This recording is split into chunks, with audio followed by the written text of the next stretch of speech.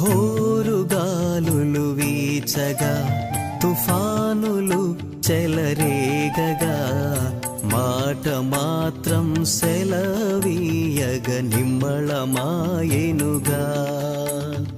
హోరుగాలులు వీచగా తుఫానులు చెలరేగగా మాట మాత్రం సెలవీయగ నిమ్మళమాయెనుగా.